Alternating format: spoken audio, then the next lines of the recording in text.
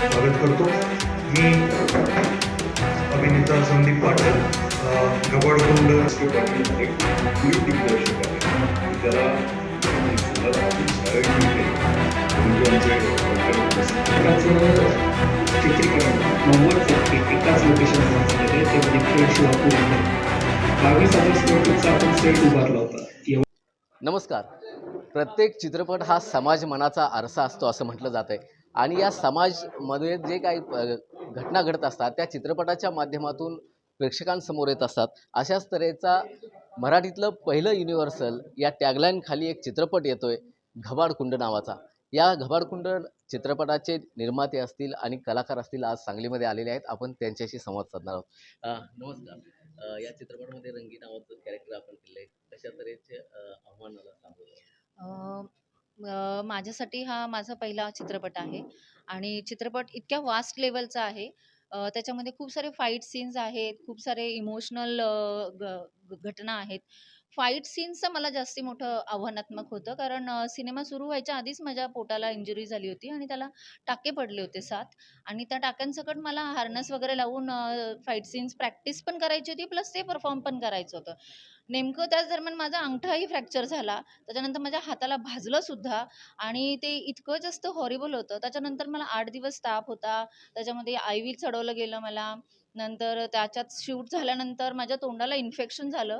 मेकअपचं ॲक्चुअली म्हणता येणार नाही ते, पण उष्णतेमुळे जर जो येतो, तो मला उतला आणि माझं तोंड पूर्ण सुजलं होतं. म्हणजे अगदी उर्फी जावेदसारखं माझे ओठ, वरचा ओठ वर आणि खालचा ओठ खाली, असा तो भयंकर चेहऱ्याचा शेप चेंज झाला होता. आणि त्याच्यामुळे खूप साऱ्या अडचणी पण यायला लागल्या, की शूट थांबवायला लागलं. माझे सीन्स काही चेंज करायला लागले, शफल करायला लागले स्केड्यूल, असे खूप सारे आव्हान होते.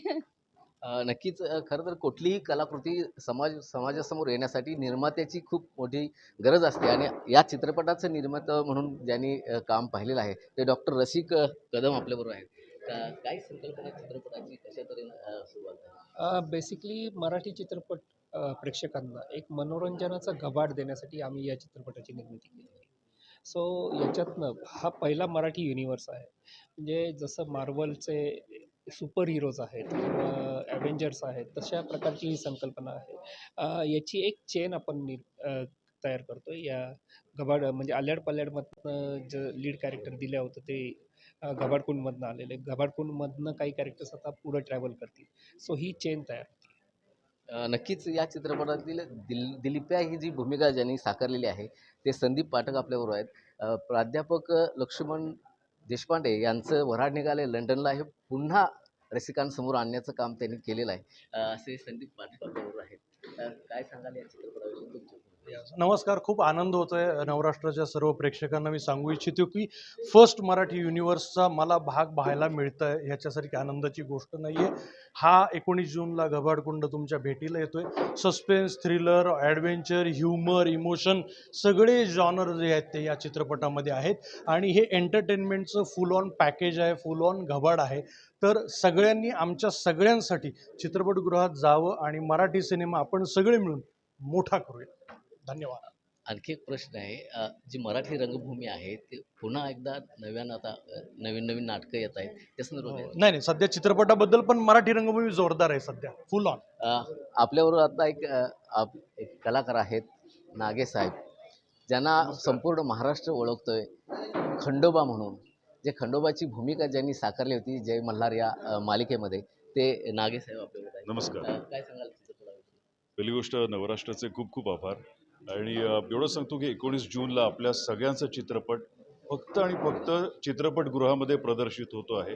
तो म्हणजे पहिली मराठी सिनेमॅटिक युनिव्हर्स घबाडकुंड. सो सगळ्यांनी 19 जूनला फक्त आणि फक्त थिएटरमध्ये जाऊन हा चित्रपट बघावा, कारण ह्या चित्रपटामध्ये जे व्हिज्युअल इफेक्ट्स आहेत, जे साऊंड इफेक्ट्स आहेत, त्याचा अनुभव, त्याचा एक एक्सलंट एक्सपिरियन्स घेण्यासाठी तुम्हाला फक्त आणि फक्त थिएटरमध्येच जायला पाहिजे. सो प्लीज, पायरेटेड झालेल्या कॉपीज तुमच्या आल्या तर त्याच्यावर बघू नका.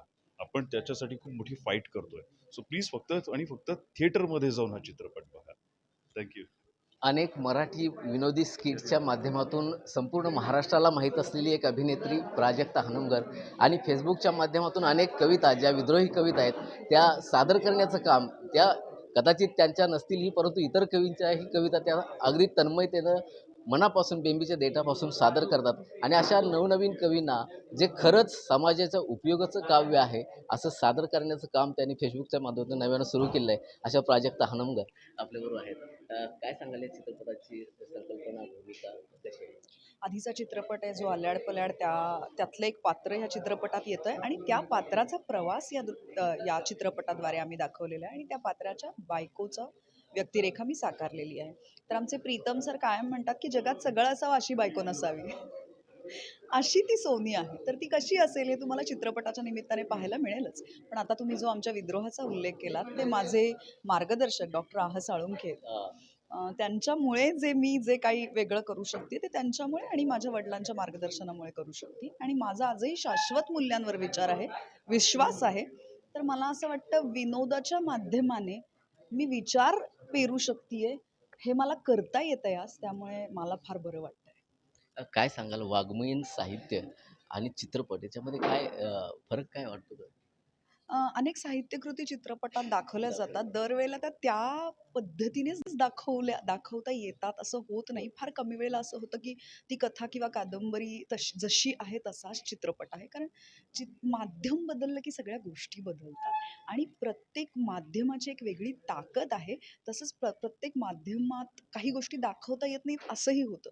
त्यामुळे मला असं वाटतं की दरवेळेला ते साहित्य त्याच पद्धतीने चित्रपटात येईल असं होत नाही. पण साहित्याची एक वेगळी ताकद आहे आणि चित्रपटाची एक वेगळी ताकद आहे. साहित्याची ताकद जेव्हा चित्रपटामध्ये कन्व्हर्ट होते तेव्हा कशा तऱ्हेचा उद्रेक होईल किंवा क्रांती होऊ शकते? अगदीच होऊ शकतं. म्हणजे मी कायम म्हणते विद्रोह म्हणजे मोठा आवाज नाही. विद्रोह म्हणजे आपलं म्हणणं ठामपणे मांडणं. तर आमचे तात्या म्हणतात तसं की होय मी विद्रोही आहे, पण माझा विद्रोह तुझ्या गळ्याला नख लावण्यासाठी नाहीये. तुझं नख जे माझ्या गळ्याला लावले ते छाटण्यासाठी आहे. अगदीच प्राजक्ता हनमगर खूप वैचारिक एक अभिनेत्री म्हणायला हरकत नाही. कारण याच्या अगोदर संपूर्ण महाराष्ट्रानं त्यांना एक विनोदी अभिनेत्री अनेक स्किट्सच्या माध्यमातून त्यांना पाहिलेलं आहे आणि आता एक वैचारिक अभिनेत्री, वैचारिक एक साहित्यिक असं म्हणायला हरकत नाही.